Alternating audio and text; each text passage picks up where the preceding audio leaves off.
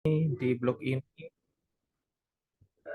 ini saya akan membawakan tentang histologi mata sama beberapa kelainan patologi anatominya yang secara non-neoplasma saja ya. Kalau yang neoplasma tidak perlu sepertinya karena cukup cukup sulit. Oke, saya lanjutkan. Sebentar, kok ini nggak bisa ya?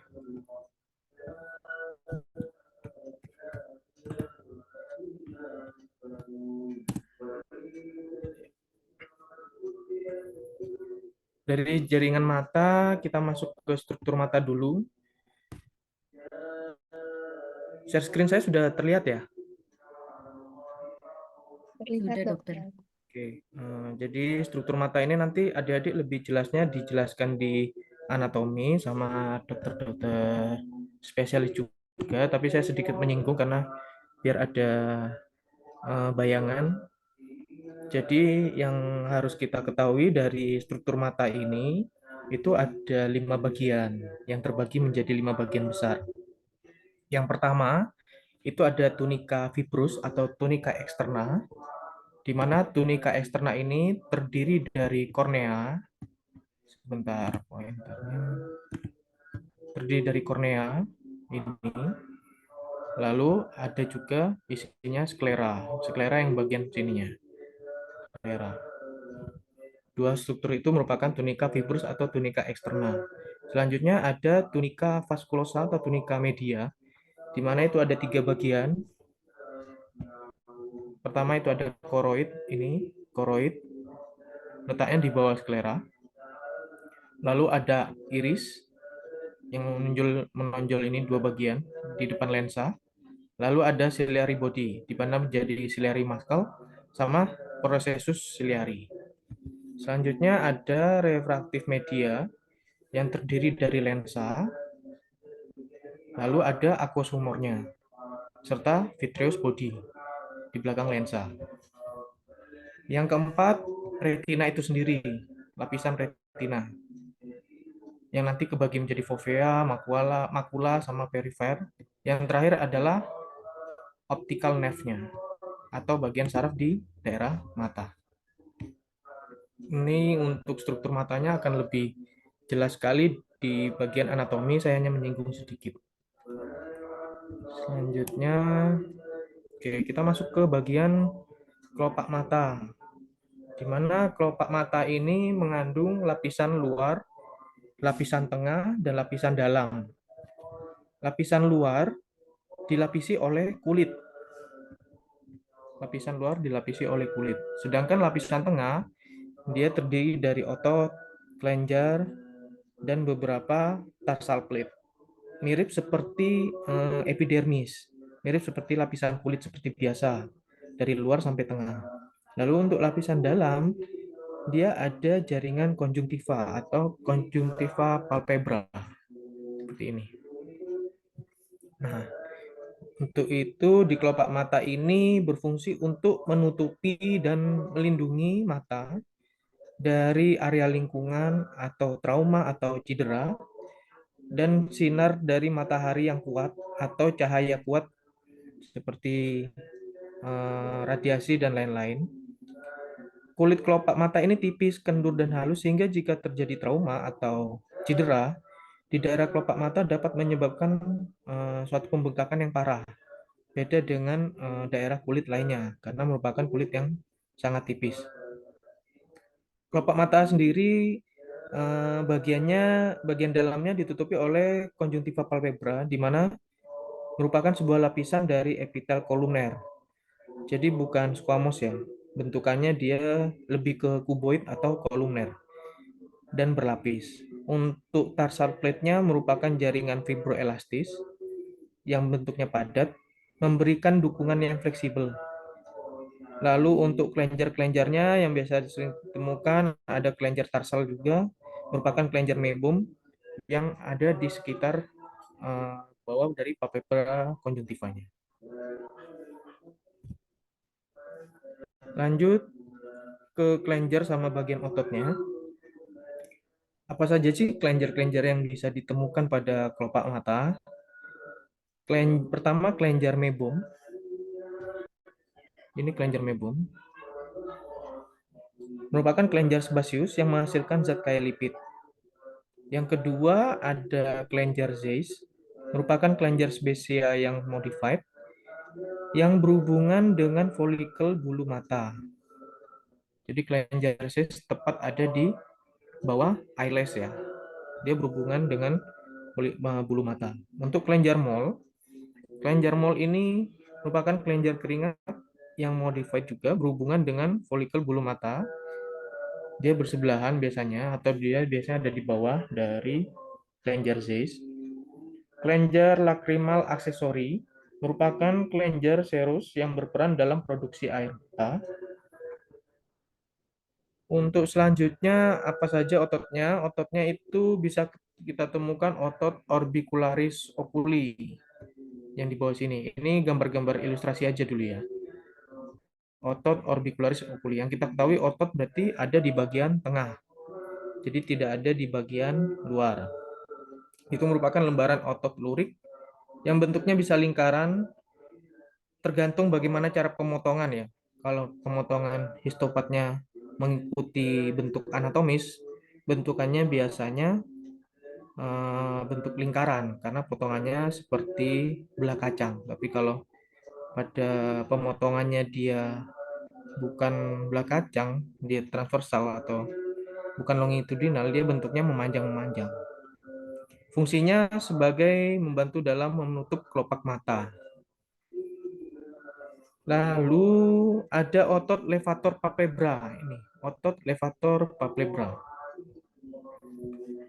Letaknya di bawah dari orbicularis, merupakan otot lurik tipis datar yang muncul dari puncak orbita. Dan otot ini masuk ke permukaan dari posterior otot orbicularis oculi dan kulit kelopak mata atas yang dan fungsinya untuk membuka kelopak mata. Selanjutnya ada otot tarsal superior atau yang kita sebut dengan otot Muller. Nah, di otot ini merupakan otot polos yang muncul dari interstisia otot levator dan berinsersi pada ujung atas lempeng tarsal dan konjungtiva dari superior kelopak mata. Selanjutnya, kelopak mata bagian bawah. Jadi, kelopak mata atau palpebra ini terdiri dari kelopak mata atas dan bawah. Kita bahas yang kelompok bagian bawah dulu. Komponen struktur kelopak mata ini, kelompok mata atas mirip dengan kelopak mata bawah. Bulu mata dan folikelnya terlihat di tepi kelopak. Ditemukan juga kelenjar tarsal, bisa disebut kelenjar mebum juga, merupakan kelenjar sebaceus besar yang tertanam di lempeng tarsal atau tarsal plate. Ini ya, tarsal plate itu ini ya. Tarsal plate itu kita sebutnya sebagai nama lainnya stroma lah kalau di kulit. Sebagai tempat area dari kelenjar. Lalu ada pula kelenjar yang berhubungan dengan bulu mata, seperti yang dijelaskan tadi, ada kelenjar mole. Merupakan kelenjar sebaceus kecil yang termodified, kadang-kadang disebut kelenjar siliaris juga. Yang kedua ada kelenjar Zeiss, merupakan kelenjar keringat. Dia di dekat pangkal bulu mata, bentuknya tubuler. Ini tubuler, tidak panjang-panjang atau tubulus, dan tidak bercabang. Oke, ini yang ini kelopak mata yang bagian bawah. Lanjut ke kelopak mata yang tengah, middle part. Lapisan luar dari kelopak mata ini kan ditutupi oleh epitel atau kulit. Nah, jadi kulit yang kita tahu kan epitelnya merupakan squamous berlapis keratin ya.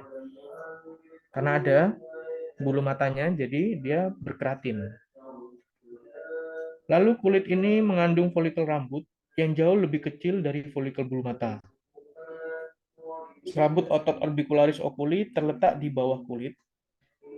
Permukaan bagian dalam kelopak mata merupakan lapisan konjungtiva palpebra yang ditutupi oleh epitel kuboid atau kolumner rendah dan berlapis. Bisa selapis, tapi dia dominan berlapis.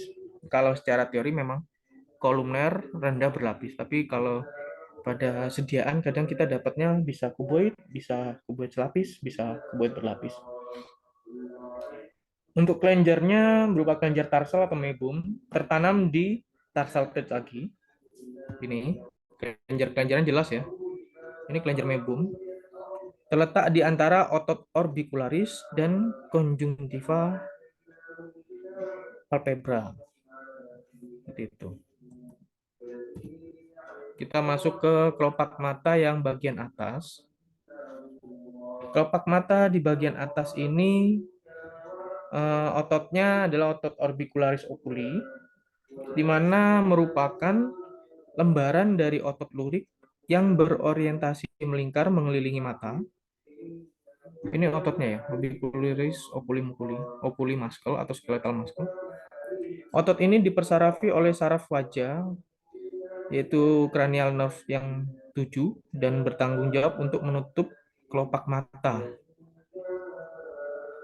Otot yang kedua adalah otot levator palpebra superior, di mana merupakan sekelompok otot lurik yang berasal dari orbita. Arahnya jalannya dia ke depan dan masuk ke dalam kelopak mata atas. Pada otot levator palpebra superior ini dipersarafi oleh saraf oculomotor atau cranial nerve 3 yang berfungsi membuka kelopak mata serta menahan kelopak mata tersebut tetap terbuka. Itu fungsi dari otot levator palpebra superior. Lalu yang ketiga ada otot tarsal superior, disebut juga otot Muller, merupakan otot polos yang menempel pada lempeng tarsal superior, bagian superiornya ya, di mana otot ini dipersarafi oleh serabut saraf simpatis dari ganglion cervix superior dan bekerja dengan otot levator palpebra superior untuk mengangkat kelopak mata atas. Jadi tiga otot ini penting ya. Hati-hati keluar pada saat ujian. Yang saya tekankan nanti bisa keluar di ujian ya, sambil di garis bawahi aja. Oke, selanjutnya ada kelainan atau penyakit yang bisa terjadi pada daerah kelopak mata. Terseringnya adalah kalazion, merupakan penyakit non-neoplastik atau non-tumor ya, yang paling sering di area ini. Kalazion ini merupakan lesi inflamasi kelopak mata kronis yang diakibatkan oleh penyumbatan dari saluran kelenjar Zeiss atau kelenjar mebum. Bisa juga keduanya. Sehingga sekresi sebasea yang harusnya lancar dia terjadi terperangkap dan isi sekretnya itu bocor ke jaringan sekitar dan menyebabkan peradangan atau reaksi granulomatus. Gejala dan tanda awal meliputi pembengkakan kelopak mata dan ada tanda-tanda warna merah di sekitar kelopak mata yang kita sebut eritem. Secara gambaran histologi atau mikroskopis menunjukkan jaringan granulasi. Jadi jaringan granulasi kemarin sudah ingat ya, ada makrofag, lipid laden, atau kita sebutnya sebagai sel raksasa Langerhans atau Datia, seperti itu. Ada bentukan epitelit juga, lalu banyak limfositnya, banyak makrofag, seperti itu ya. Jadi karena dia bukan bendanya yang harus di situ, tapi harus dikeluarkan, dianggap benda asing sehingga tubuh terjadi fagositik dari benda asing itu dilakukan oleh reaksi radang sehingga terjadi reaksi radang granulomatik. Karena kondisi lesinya adalah kronis. Kalau akut berarti dia banyak eosinofil sama limfosit dan tidak ada bentukan epitelit dan sel Datia Langerhans atau makrofag lipid laden. Seperti itu. Oke. Lanjut ke bagian itu tadi yang perlu kita tahu struktur mata. Masuk ke bagian pertama adalah yang kita tahu adalah tunika fibrous atau bagian eksternal. Apa sih tunika fibrous itu? Kita masuk. Pertama yang harus kita ketahui adalah kornea.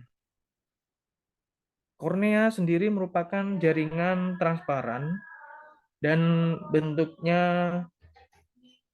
dan gambarannya itu avaskuler. Jadi sangat sulit, kita bahkan tidak ditemukan pembuluh darah di area kornea, yang terdiri dari 5 lapisan,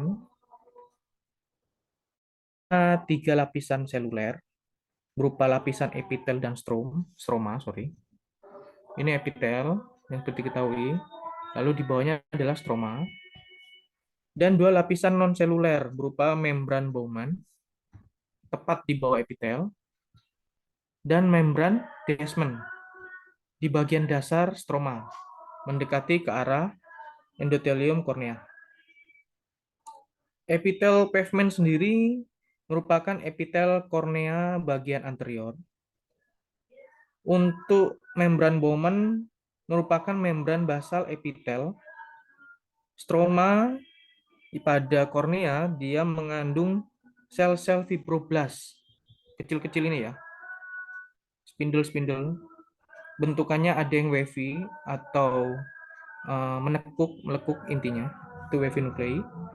Juga disebut sebagai keratosit di kornea dan lamela serat kolagen yang bergantian. Lalu ada membran Desmond, merupakan selaput basal epitel kornea posterior. Lalu yang terakhir ada endotel kornea, merupakan epitel kornea bagian posterior.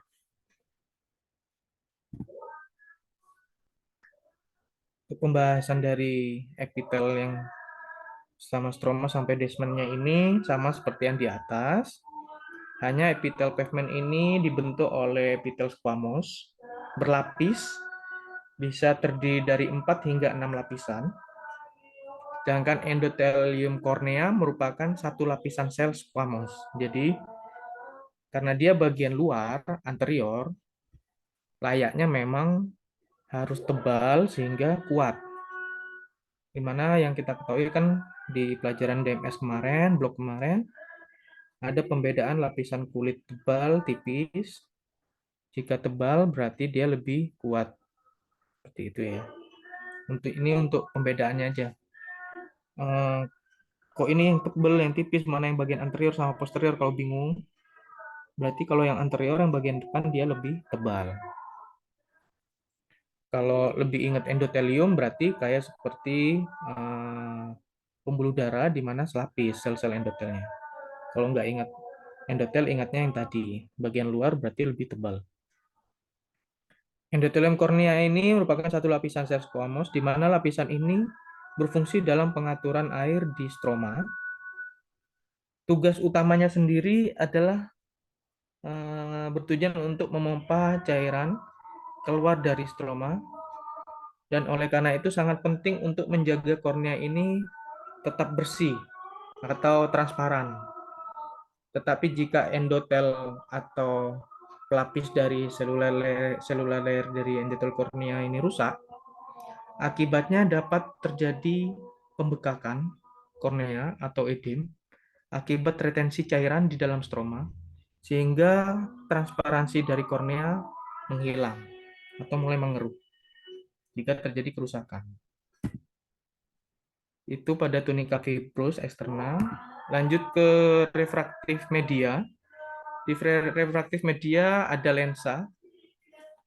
Lensa ini merupakan struktur transparan biconvex. Dia avaskular juga, tidak ditemukan pembuluh darah, lebih fleksibel, dan tidak berwarna.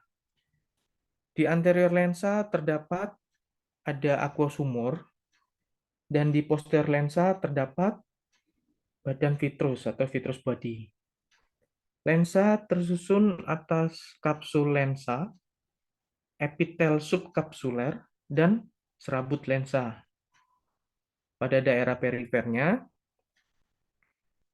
setiap serat lensa mengandung inti dan organel, nukleus dan organel, yang membentuk sebagian besar lensa sehingga disebut korteks lensa.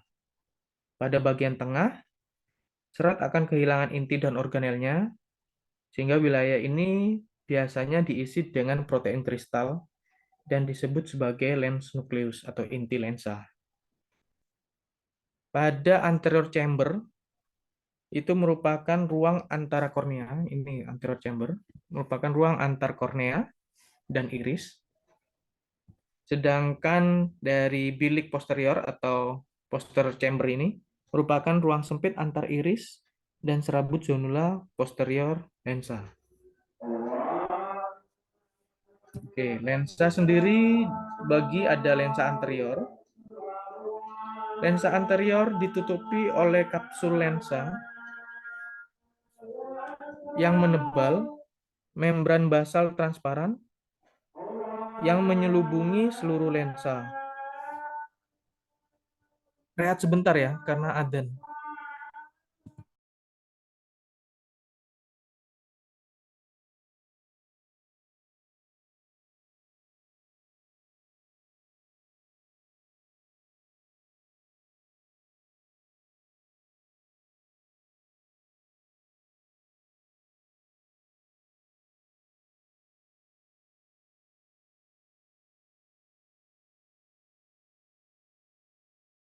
Jadi lensa itu terbagi anterior, posterior, dan ekuatorial.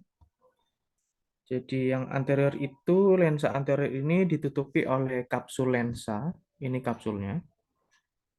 Dia menebal dengan membran basal transparan, menyelubungi seluruh lensa. Yang di bawahnya terdapat satu lapisan sel, bentuknya datar, lebih ke squamous, bentukan dari morfologi selnya. Kita sebut sebagai epitel subkapsular. Di bawahnya itu baru lens cortex.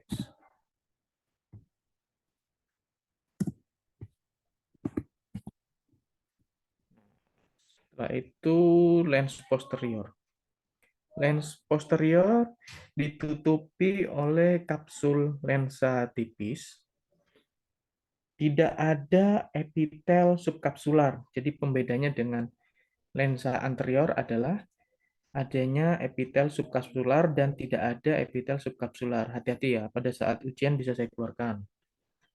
Mohon digarisbawahi, jadi mana yang ada epitel subkapsular, mana ada yang tidak ada epitel subkapsular, yaitu pada lensa posterior. Di mana letaknya di bawah kapsul di wilayah ini, permukaan lensa posterior ini bersentuhan langsung dengan vitreous body, merupakan suatu bentukan seperti gel warna transparan, kandungannya berupa air, kolagen, asam hyaluronat, dan mengisi seluruh bagian dalam dari bola mata di posterior lensa. Ini kapsulnya tipis ya permukaannya. Beda dengan yang tadi anterior. Kita lihat lagi, dia lebih tebal kapsulnya. Oke. Lanjut ke lensa yang ekuatorial, di mana di sini tampak sel-sel epitel subkapsular di daerah ekuator lensa bertambah tinggi, dan sebagian besar sel berbentuk lebih kuboid. Dia lebih tinggi atau kolumner letak rendah, selapis, atau bisa kita sebut sebagai kuboid juga selapis. Ukuran dari serat lensa dan intinya meningkat pada area lensa ekuatorial ini. Lalu permukaan dari ekuator kapsul terhubung langsung dengan serat dari lens zonular atau lens fiber yang menahan lensa pada tempatnya. Apa sih lens dan zonula fibers itu? Hingga serabut zonular itu kita sebutnya juga zonula zin. Zonula fiber ini bentuknya seperti serat-serat, tapi dia terlepas. Dia antara iris sama lensa. Kombinasi semua serabut zonula tersebut kita sebut sebagai ligamen suspensori mata. Serabut-serabut ini membentuk suatu hubungan antara badan siliaris dengan daerah ekuator lateral lensa. Salah satu ujung dari setiap serat zonular melekatnya pada area prosesus ciliaris. Dan ujung serat lainnya tertanam dalam kapsul lensa. Jadi semacam penghubung ya. Itu yang disebut sebagai zonula fibers. Oke, selanjutnya serabut zonula tersebut fungsinya sangat penting selama akomodasi, di mana berfungsi untuk mengatur dari ketegangan lensa, sehingga suatu saat bentuk lensa itu terjadi perubahan, bisa melengkung atau tidak, sehingga suatu benda yang kita lihat lebih dapat terfokus pada area retina. Fungsi dari zonal fiber seperti itu. Selanjutnya, fungsi dari lensa sendiri. Lensa ini bentuknya transparan, warnanya transparan, terdiri dari kapsul lensa, epitel subkapsular, yang bagian luar ini, dan serat lensa, seperti yang tadi dibahas sebelumnya. Dan fungsi lensa ini berfungsi untuk memfokuskan cahaya pada retina.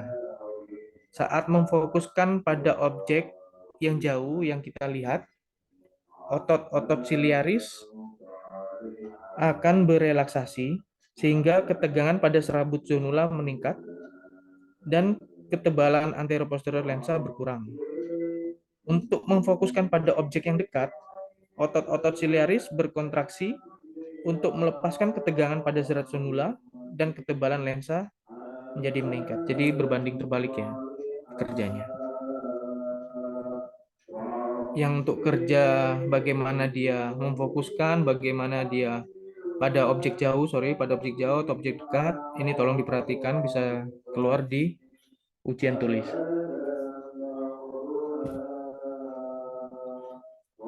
Nah, pada kasus lensa, kelainan patologi yang non-neoplastik, dia adalah terjadinya katarak.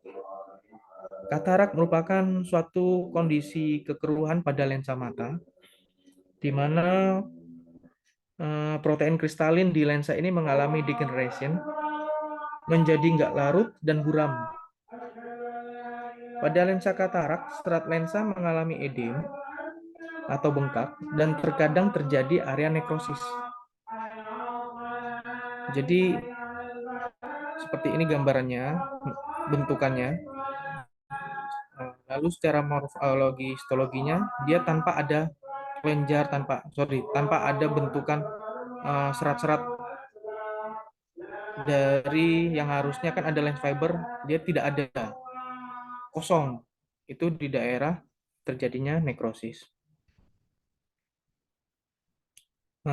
Lalu perubahan ini mengubah kontinuitas normal serat lensa. Kapsul dari lensa pada kondisi katarak menjadi keriput. Foto mikrograf sisipan menunjukkan sekelompok protein yang berubah di korteks di lensa anterior. Oke, selanjutnya pada tunica vasculosa atau pada area media, itu yang perlu kita pelajari adalah iris. Iris merupakan suatu organ yang muncul dari bagian anterior badan siliaris dan memisahkan ruang anterior dan posterior.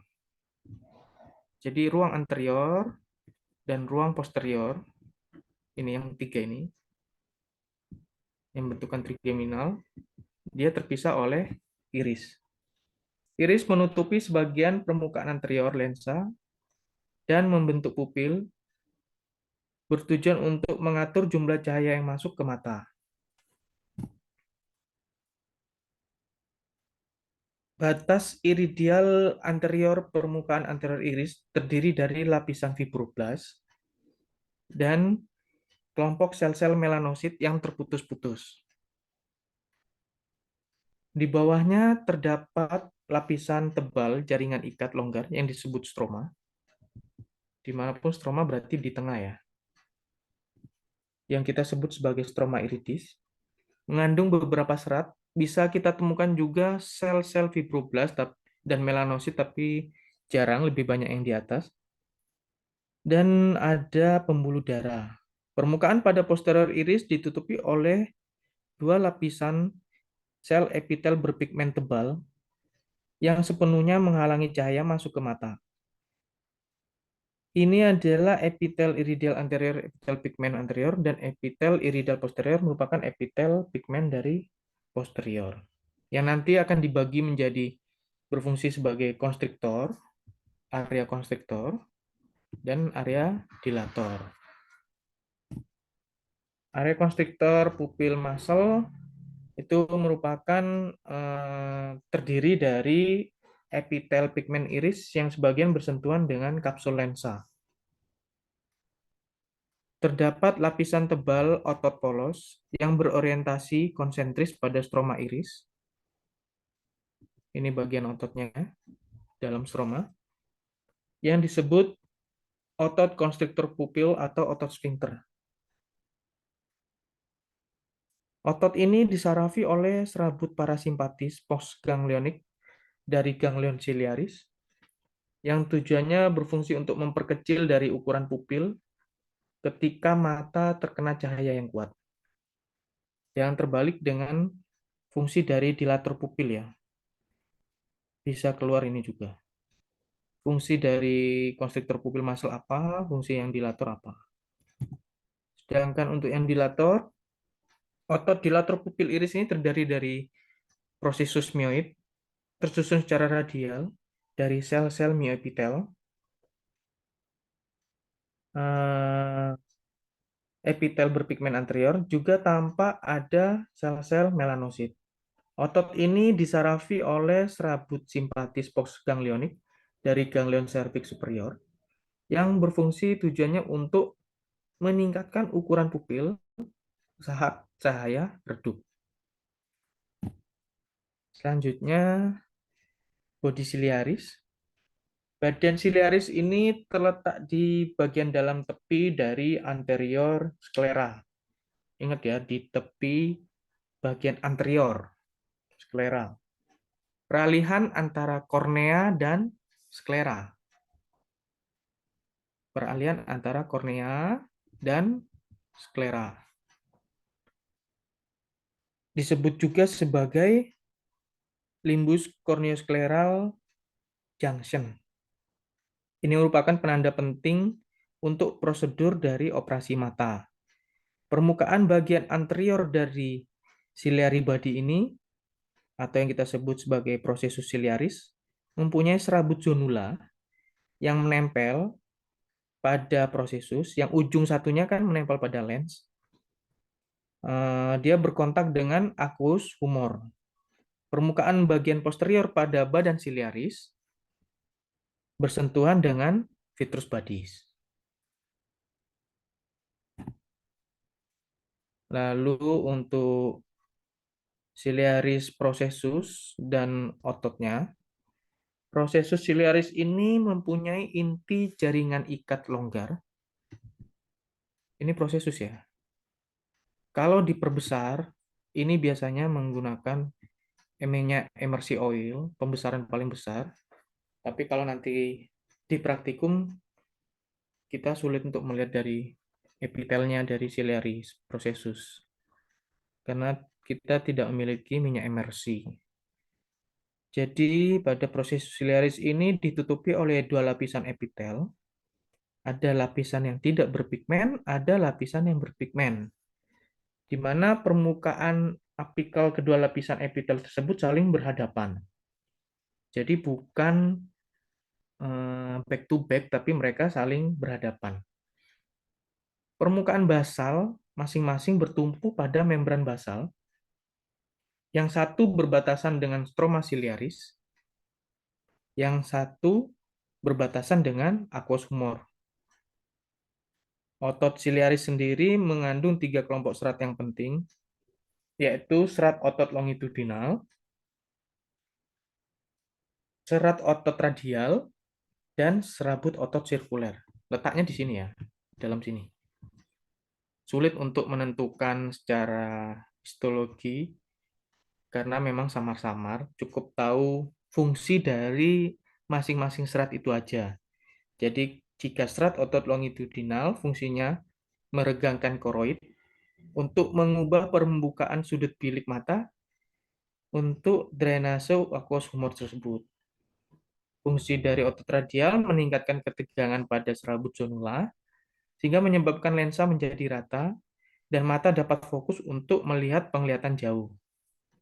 Untuk serabut otot sirkular sendiri berfungsi untuk mengendurkan ketegangan pada serabut zonula, menyebabkan lensa menjadi lebih cembung untuk mengakomodasi perlihatan jarak dekat. Yang diperhatikan untuk fungsi-fungsinya ya. Lalu masuk ke body ciliaris sendiri. Badan ciliaris ini terdiri dari cincin ciliaris dan prosesus ciliaris.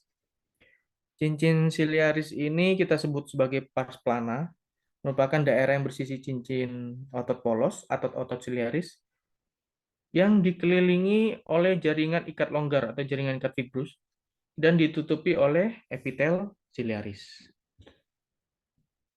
Sedangkan untuk yang prosesus ciliaris atau pars plicata, dia yang bagian ujungnya merupakan struktur mirip seperti jari atau finger-like yang mengandung banyak kapiler berfenestrasi dan menghasilkan aqueous humor.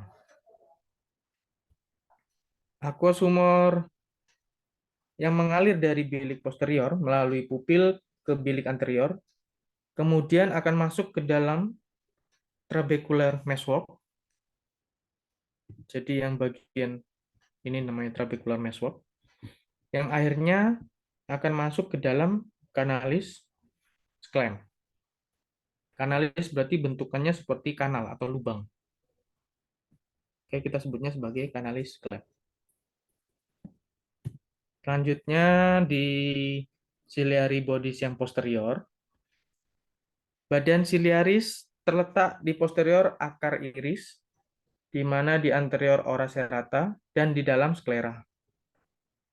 Badan ciliaris sendiri berbentuk segitiga, bagian anteriornya tebal dan bagian belakangnya berangsur-angsur semakin menipis dan berakhir di ora serrata.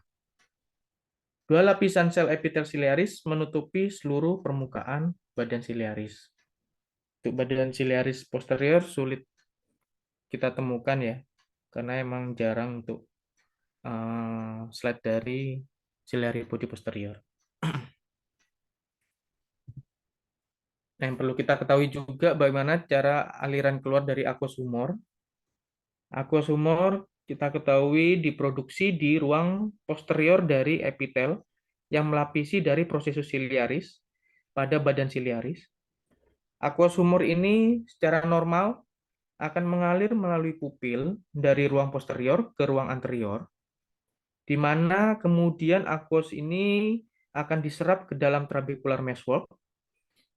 Aqueous humor kemudian berdifusi melalui jaringan ikat dan jaringan epitel masuk ke dalam kanal yang kita tadi ketahui adalah kanal Schlemm. Dari vena aqueous menghubungkan kanal Schlemm ke vena episkleral, tempat aqueous humor diserap dan dimasukkan dan disirkulasikan ke vena tubuh.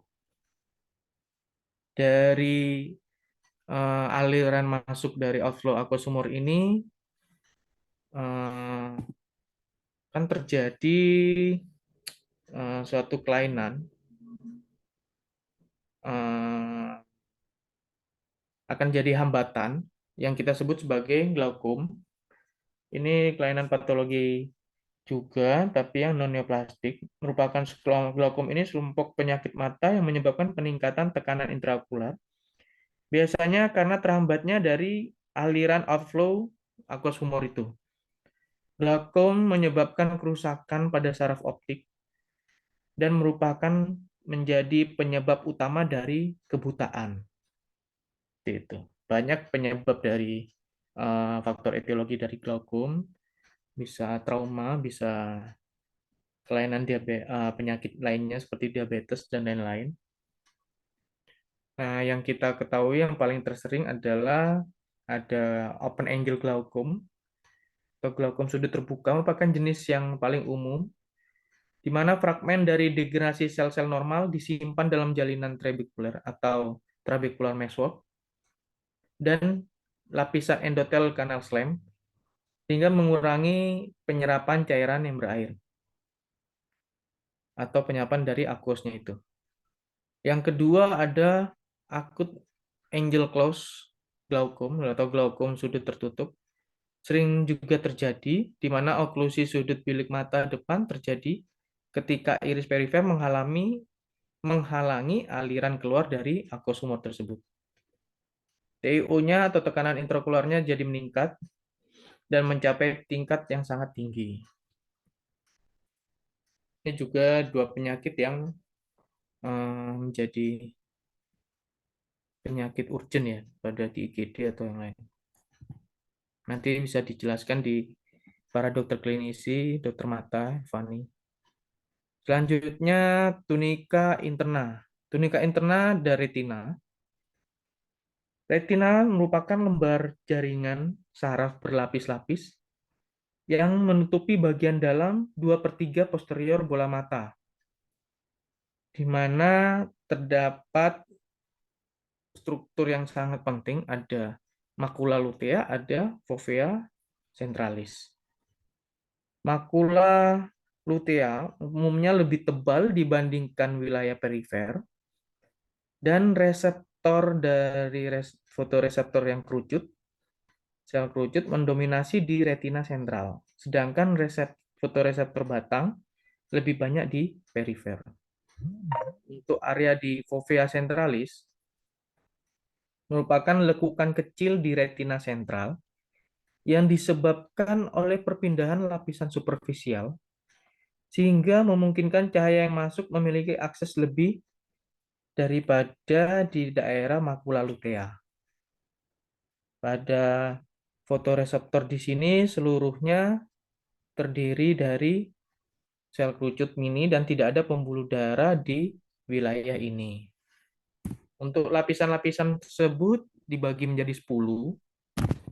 Jadi lapisan pertama yang paling bawah itu ada lapisan epitel berpigmen, merupakan lapisan sel bentuk kuboid. Ini ya, dari bawah ya.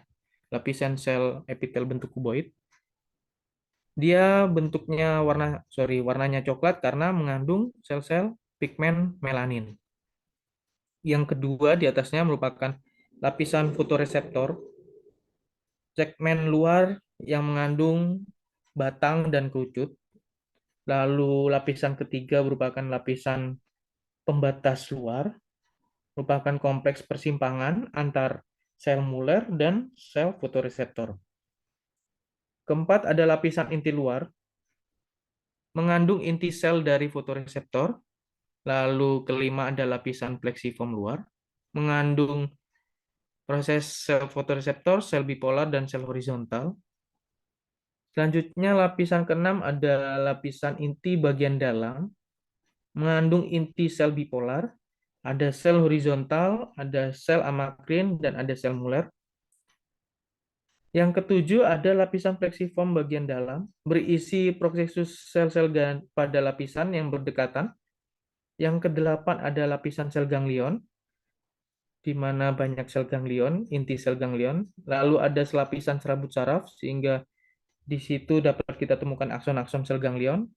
Yang terakhir adalah membran pembatas bagian dalam, yaitu membran basal sel Muller. Untuk sel-sel yang ada di sini bisa kita lihat nanti pada saat praktikum ya. Yang penting pelajari dulu ini urutan-urutannya, jadi nanti tidak bingung pada saat praktikum. Untuk yang bagian perifer dari retina, bagian perifer retina lebih tipis dibandingkan dengan daerah makula. Dan lapisan sel ganglionnya menjadi satu lapis inti. Mirip seperti lapisan yang sebelumnya, tapi lapisan perifer lebih tipis. Fotoreseptor batang lebih banyak terdapat di retina perifer. Inti sel batang tersebut berukuran lebih kecil dan bulat. Lebih kecil dan bulat. Untuk fotoreseptor yang kerucut terdapat di bagian tengah, lebih-lebih ke tengah, tetapi terkonsentrasi di fovea dan makula, letaknya di perifer retina. Inti sel kerucut ini berukuran besar, berbentuk bulat telur dan sering terletak di dasar lapisan inti luar. Bedanya dengan yang batang seperti itu ya. Pada gambaran ini nanti akan diperjelas pada saat praktikum, tapi tidak sejelas pada buku ya. Jadi harus bermain imajinasi lagi, seperti itu. Lalu fungsi sel batang kerucut ini merupakan neuron fotoreseptor, di mana sel batang dikhususkan untuk mendeteksi gerakan dan penglihatan dalam cahaya redup, sedangkan sel kerucut dikhususkan untuk ketajaman visual dan penglihatan warna. Yang terakhir adalah optic nerve. Saraf optik pada mata merupakan batang serabut saraf yang dibentuk oleh konvergensi akson sel atau sel akson ganglion retina pada kutub posterior mata. Setiap saraf optik ini mengandung sekitar 1 juta akson bermielin dan bahkan lebih banyak mengandung sel-sel neuroglial. Ingat seperti yang dulu sel neuroglial, dia bentuknya seperti stelat ya, seperti bintang. Jadi gambaran sel neuroglial, lalu bentukan akson itu bagaimana itu mirip seperti kita pelajari dulu yang di bab otak. Jadi semuanya sama gambarannya. Permukaan dari nervus opticus ditutupi oleh pia mater. Jadi permukaan yang bagian luar ini pia mater juga mengandung eh, apa namanya CSF. Permukaan ini terhubung langsung dengan permukaan otak. Lalu ada juga optic disc bagian sini, bagian luar, sorry bagian dalam. Kita sebut sebagai papila saraf optik, di mana merupakan tempat melingkar kecil di retina, tempat lapisan serabut saraf retina. Dia serabut saraf yang non-mielin, berlanjut ke saraf optik. Sedangkan serabut saraf yang tidak bermielin mulai memperoleh mielin pada tingkat lamina cribrosa pada garis yang putus-putus ini ya. Ini lamina cribrosa. Ini yang sudah bermielin. Suatu daerah sklera yang berlubang dan seperti saringan yang dilalui oleh serabut saraf optik dan pembuluh darah. Oleh karena itu, segmen akson sel ganglion yang bermielin membentuk saraf optik. Sedangkan sel-sel neuroglial termasuk oligodendrosit merupakan eh, dia merupakan sel-sel yang memproduksi mielin untuk akson di sistem saraf pusat dan astrosit yang melakukan beberapa fungsi nutrisi dan suportif pada organ mata sehingga berhubungan langsung dengan permukaan otak. Selesai, ada yang mau ditanyakan? Saya yakin bingung karena ya seperti itu. Histologi, patologi anatomi kan seperti itu. Jadi saya harap nanti di praktikum lebih lebih mengerti, eh, paling enggak ya sekarang mengertinya 10%, nanti semakin praktikum bisa harapannya lebih dari 60 atau 70%. Seperti itu. Ada yang mau ditanyakan, Dek? Setelah ini nanti PowerPoint-nya saya langsung berikan ke Reza ya.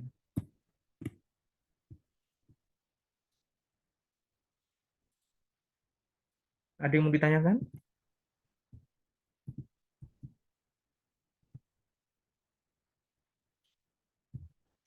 Bingung nggak ya? Penyampaian terlalu cepat atau gimana?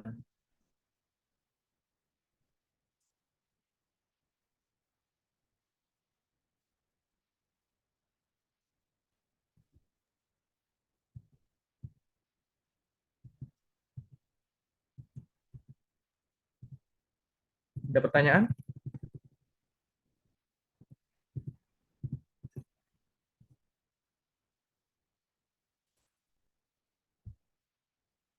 Praktikumnya minggu depan ya. Baik, Pak.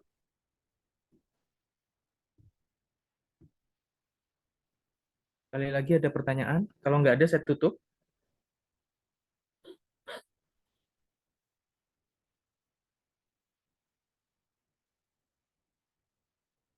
Sudah, dokter. Sementara seperti ini dulu ya. Pasti bingung, saya yakin bingung. Pasti, saya di posisi adik-adik di awal juga dulu waktu belajar pasti bingung. Nanti seperti biasa kita akan lihat di praktikum. Nanti praktikumnya kita di anatomi kering ya. Kita menggunakan layar. Seperti praktikum di awal. Seperti itu. Karena slide untuk mata ini kita hanya punya sedikit dan sudah saya cek gambarannya kurang jelas daripada nanti adik-adik bingung. Takutnya menghambat pada saat ujian praktikum. Jadi mending saya ambil dari layar pada anatomi kering. Nanti tinggal difoto di situ, itu nanti bisa saya masukkan di ujian juga. Sementara itu mungkin ya, kalau tidak ada pertanyaan atau mungkin nanti ada pertanyaan bisa japri. Untuk slide PPT saya kirimkan ke Reza, tolong nanti dibagikan semua. Sampai ketemu di praktikum minggu depan. Sekali lagi, saya mohon maaf jika ada salah kata dalam penyampaian materi. Saya akhiri. Assalamualaikum warahmatullahi wabarakatuh. Selamat siang, adik-adik. Waalaikumsalam. Waalaikumsalam. Terima kasih, dokter. Terima kasih, Terima dokter. kasih semuanya. Terima kasih, Terima dokter. kasih dokter. Siap,